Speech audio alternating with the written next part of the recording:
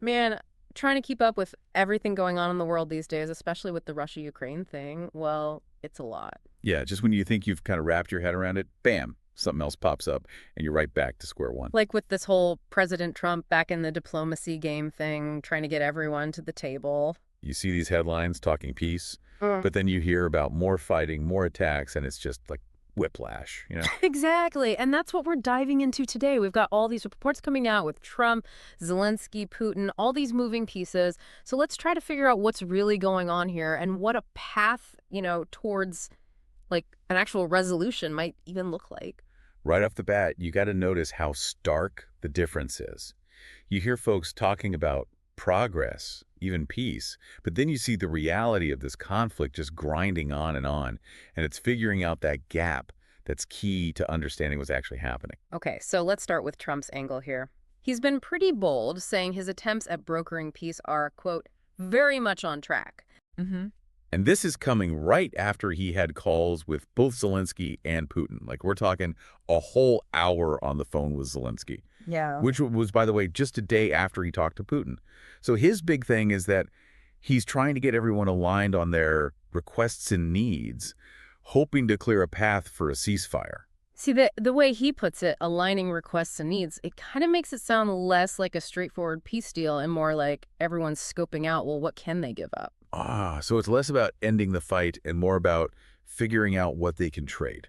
Maybe. And then that begs the question, what are they even willing to trade? And are those trades, actually getting to the heart of why they're fighting in the first place? Right, right. Like, what are the real stakes here? Okay, so we've got Trump trying to get everyone on the same page, but then you look at Zelensky, and he actually did agree to a U.S. proposed ceasefire. Mhm. 30 days, no strings attached. Sounds good on paper, but apparently things weren't so simple in getting there.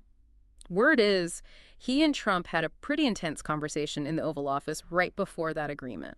Hold on, so a heated argument. Yeah. That changes things. I mean, it makes you wonder if Zelensky was truly on board or if maybe there was, I don't know, some arm twisting going on. Yeah, or some other stuff happening behind the scenes that we're not seeing. Like, suddenly this agreement doesn't seem so straightforward. Definitely not. And then, to make things even more interesting, there's this side deal that's been reported. A side deal, like what? It supposedly gives the U.S. special access to Ukraine's mineral resources. And that really makes you think, doesn't it? Like, are we really just talking about ending the fighting, or is there something else going on here? I mean, throughout history, whoever controls the valuable stuff, well, they tend to call the shots, right? It's that whole follow the money Yeah, thing. exactly. So even if peace is the goal, this mineral access thing suggests, well, there's a bigger game afoot here for the U.S., one with some pretty major consequences for Ukraine down the line. And for Ukraine's future, yeah. Okay, so we've got Trump's push, Zelensky's agreement, but then what about Putin? What's he saying? Well, he agreed to a 30-day pause, too. But here's the catch. It's only for attacks on Ukraine's power grid. So not a real ceasefire at all, then? Nope, not even close. Hmm. And the conditions he's putting out there for a full stop to the attacks, well, they're pretty eye-opening. What's he asking for? We're talking cutting off all Western aid to Ukraine, completely stopping them from rearming and putting a freeze on mandatory mobilization. Whoa, those aren't just conditions, those are demands. Like straight-up demands, right? Which makes this whole pause idea feel less like a peace offer and more like a power play. Like he's trying to back Ukraine into a corner. Yeah, and potentially tip the scales in Russia's favor. So it's a pause on one type of attack, but with a whole bunch of demands attached.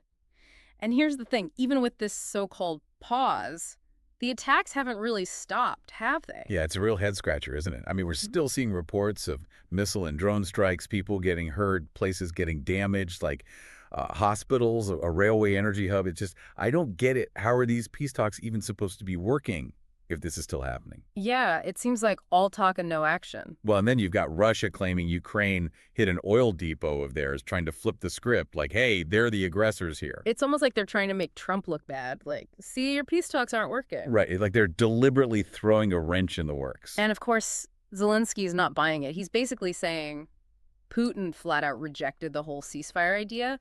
So what are we even left with? Like, it doesn't seem like any real progress is being made. Yeah, it's a tough situation, no doubt.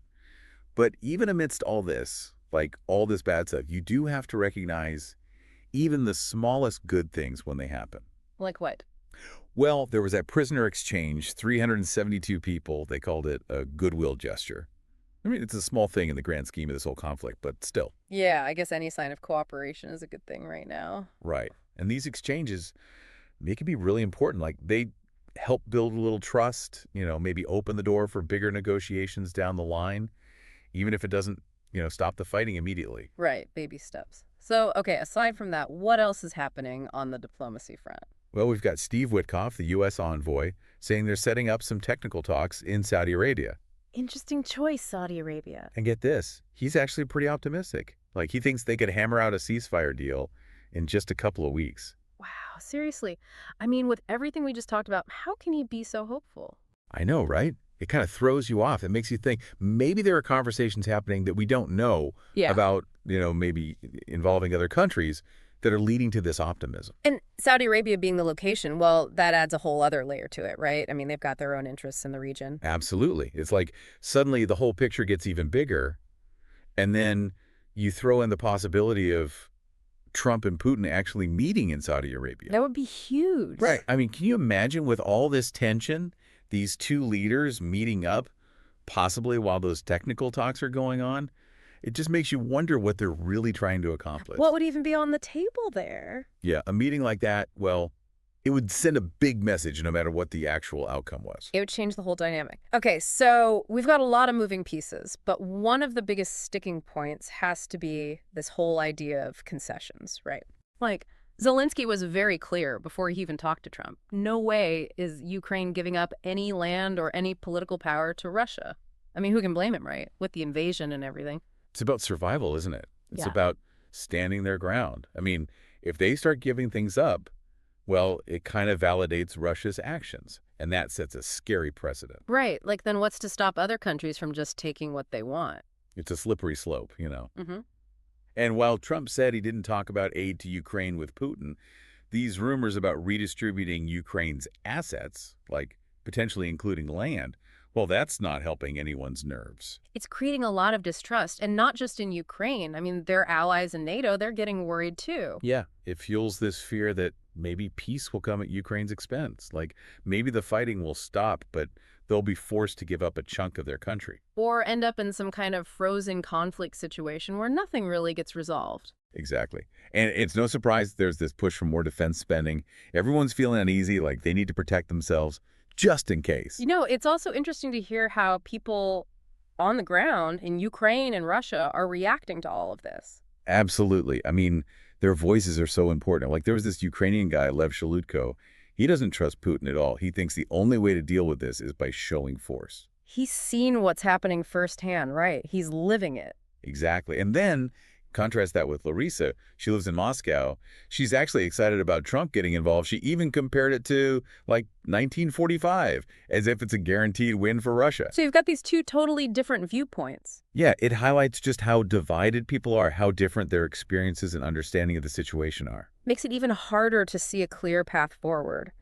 So to kind of sum this all up, we've got this crazy mix of diplomatic talk, agreements being tossed around, but then the fighting continues, there's tons of distrust, and everyone seems to want different things. Yeah, it's a mess. It's a mess. Like, how do you even begin to build lasting peace in this kind of environment? It just seems impossibly complicated. It really does. I mean, when you consider the demands being made, the stuff that's actually happening on the ground, well, it's hard to see these initial steps, these announcements, as anything more than, like, a tiny, tiny crack in a huge wall. Like the foundation just isn't there yet. Right. There needs to be a much bigger change for any real lasting peace to take hold.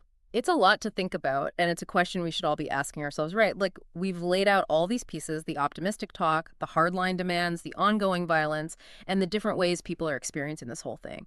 So with all that in mind, what do you think is the biggest thing that needs to change? The biggest hurdle that needs to be cleared for there to be real, lasting peace in this region? It's a tough question, no easy answers, but it's something we need to keep grappling with as this situation unfolds. Because the stakes are just so high. So keep those conversations going, keep thinking critically, and as always, thanks for joining us for this deep dive.